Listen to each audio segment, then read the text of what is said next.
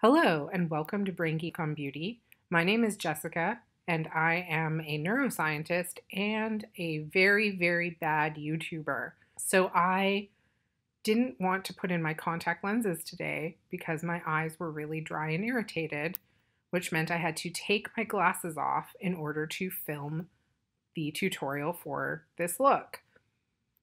And because I had my glasses off, I couldn't see anything and I didn't notice that my microphone was not recording. So I've sped up the footage and included captions of everything that I'm using as I created this look so that you can still see the look that I created, even though you won't hear all of the glorious and very witty and amusing things that I had to say while I was filming it. Once I was done with the eyeshadow look, I realized that the microphone was off and I turned it on.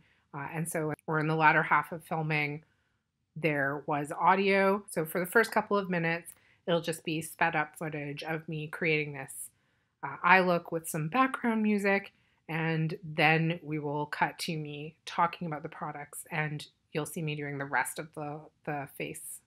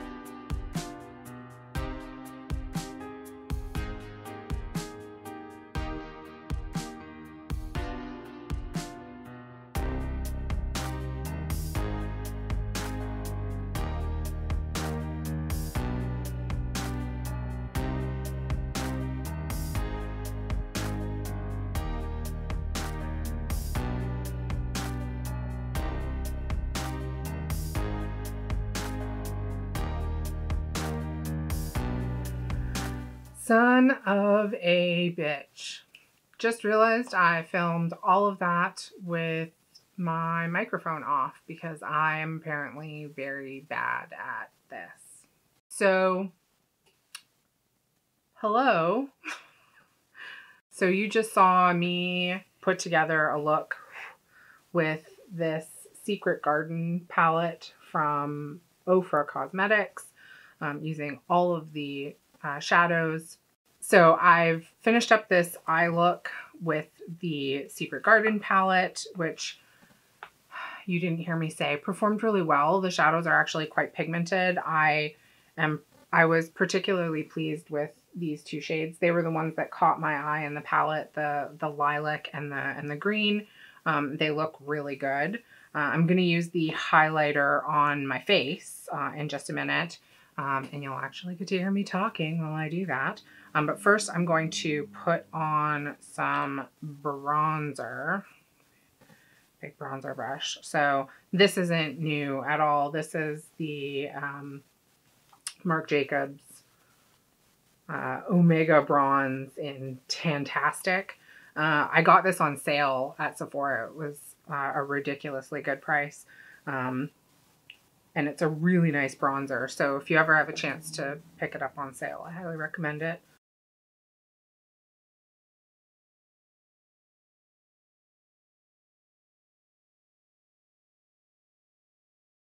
And that actually blended out really nicely on this foundation, which I did not set with powder. So since you missed me talking about it, I used the Pretty Fresh Hyaluronic Hydrating Foundation. So I picked this up during Colourpop's Black Friday sale.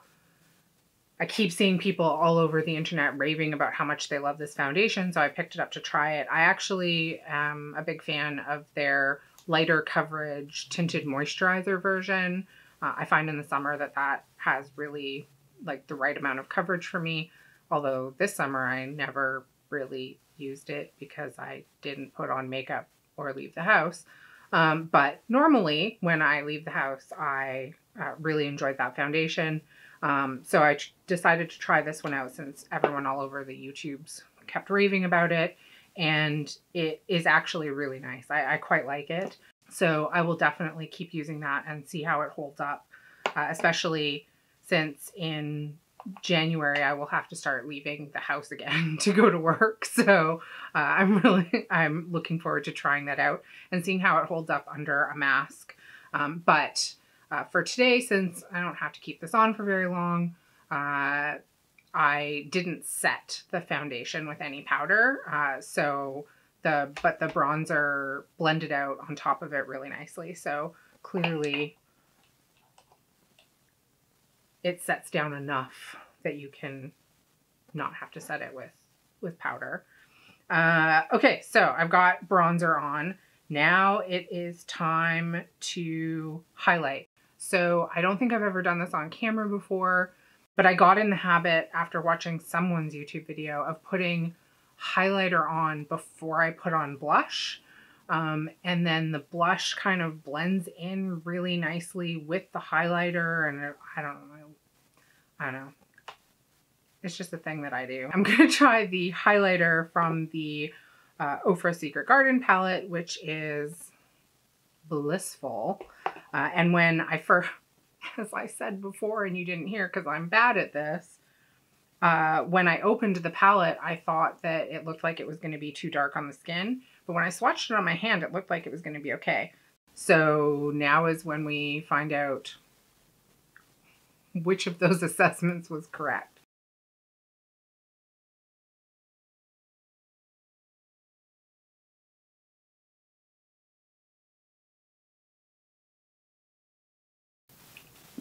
I think that's quite pretty. So I usually put a smidgen of highlighter right over the arch of my brow. And I usually put a little bit on the bridge of my nose, not the tip. I mean, you do you. I hate tip of the nose highlighter. Hate it with a fiery passion. I just dislike it immensely. But I do like a little on the nose. And Cupid's bow. Not the tip. That is quite the highlight. So I'll have to see what that looks like in photos afterwards once I put my glasses back on and I can see again. But I think it actually looks quite nice. So now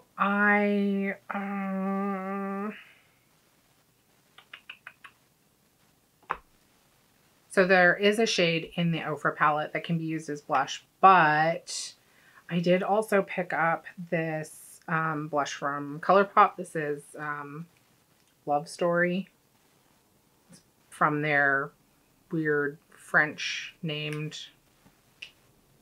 collection. I have the palette somewhere back here too. What is it? The Ménage à Moi palette. Silly name, but I thought the palette was pretty. behind me is the giant pile of things that I bought that I still need to use. It's, I feel a little ashamed of how much stuff is sitting in that pile, so I'm not going to show it to you. So this is definitely a peachier blush, so it might not go with this look at all, but I want to try it, so I'm going to put it on. And what's the worst that can happen? I'm going to be wearing a mask. No one will see it.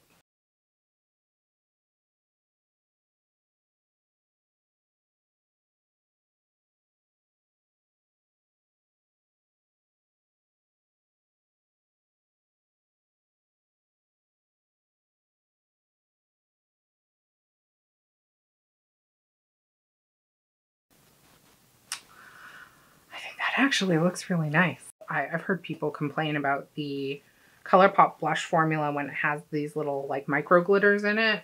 But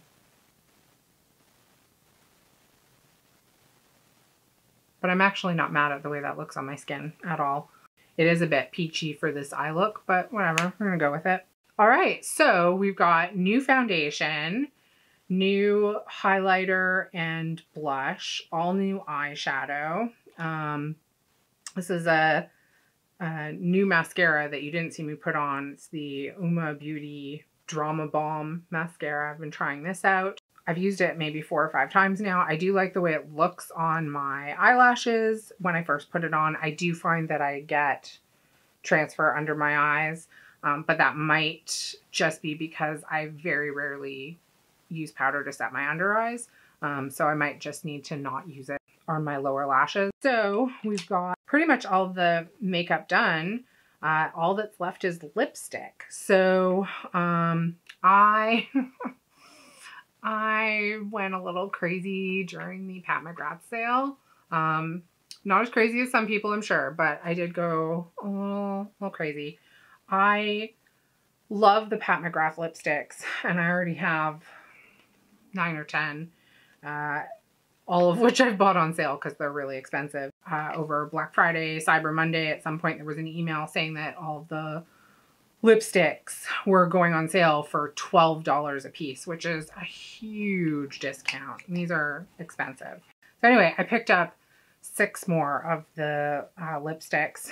And I mean, just look at that packaging. I mean, just look at the sparkly goodness. It's so pretty. So this is one of the Blitz Trance ones.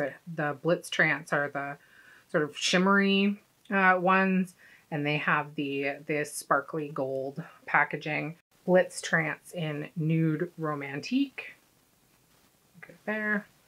Just like a peachy, shimmery shade. This is Full Blooded, which is one of the matte lipsticks. This is very, very dark and vampy. So probably not for today because that's more, I'd have to use lip liner and I'm feeling far too lazy for that this afternoon. Just as an aside, the outer carton packaging for all the Pat McGrath products is just glorious, and I keep all of it on my shelves. It's art. So are they expensive? Yes, but they're good products, and I actually feel like it's a collectible item, whereas I don't display like the cheap things I pick up at the drugstore sort of thing. Let's see, what's this? Oh, this is the Matte Trance in Flesh 3, which is a dark nude shade.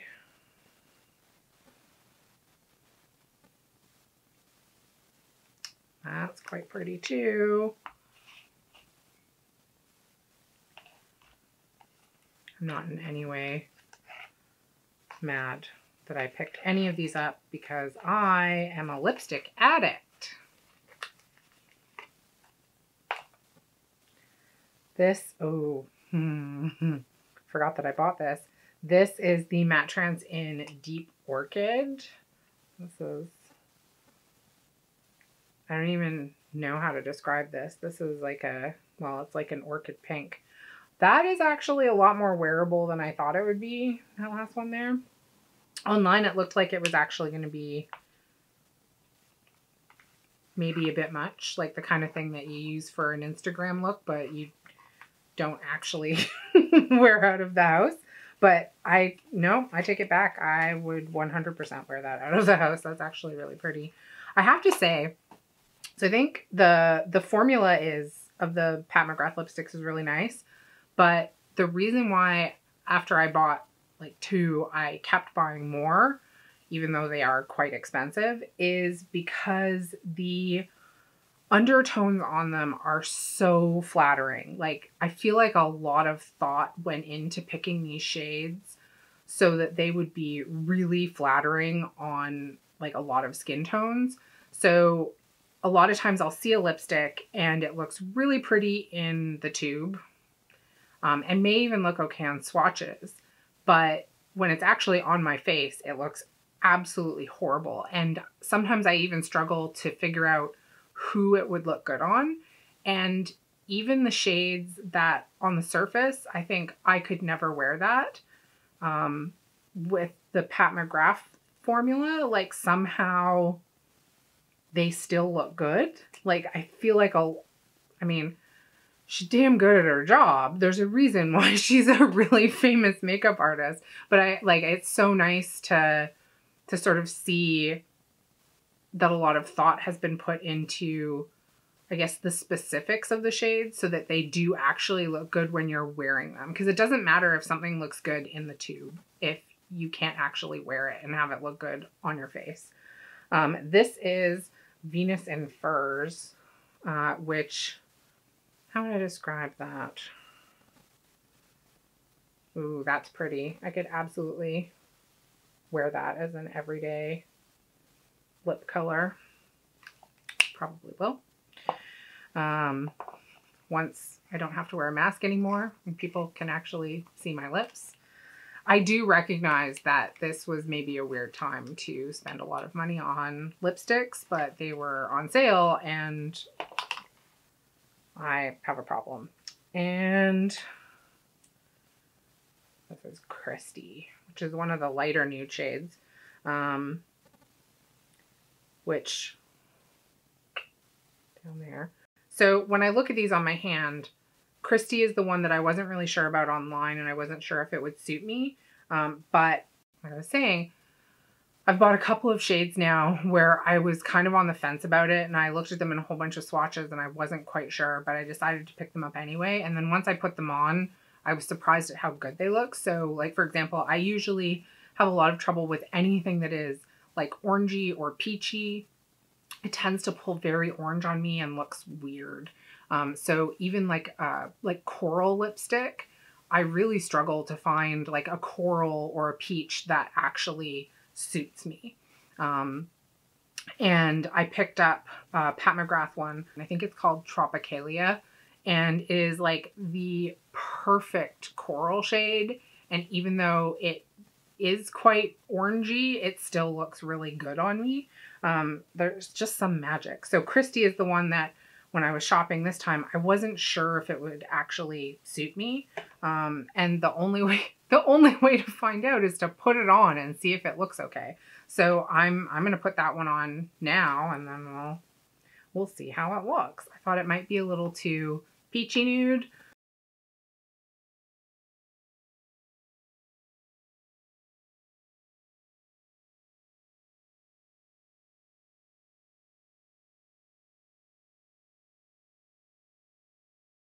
I mean, you can tell me what you think. But I actually, like, when I swatch it, I think, oh, I don't know if that's going to look okay. But once it's on, I'm like, yeah, that's a perfectly good lipstick.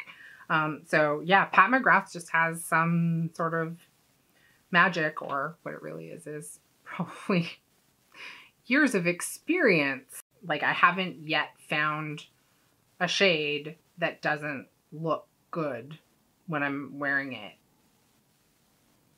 And that's really special.